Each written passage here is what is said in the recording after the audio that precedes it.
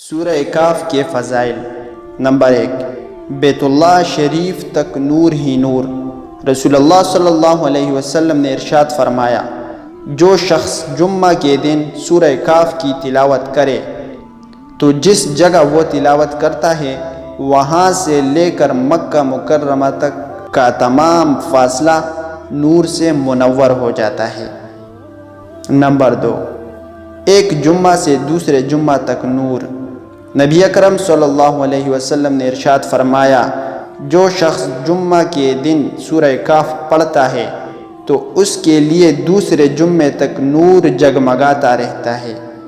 Number 3، دجال سے حفاظت کا ذریعہ۔ نبی اکرم صلی اللہ علیہ وسلم نے ارشاد فرمایا، جو شخص سورہ کاف کو ایسے ہی پڑھے جیسے کہ وہ اتاری گئی ہے، یعنی تجوید کے ساتھ اچھے انداز سے، اور پھر وہ دجال کو پالے تو دجال اس پر مسلط نہیں ہو سکے گا۔ نمبر 4، ابتدائی 10 آیات یاد کرنے کی فضیلت۔ نبی اکرم صلی اللہ علیہ وسلم نے ارشاد فرمایا، جو شخص سورہ کاف کی ابتدائی 10 آیات یاد کرے گا وہ دجال کے فتنے سے بچا لیا جائے گا۔ نمبر 5، آخری 10 آیات کی فضیلت۔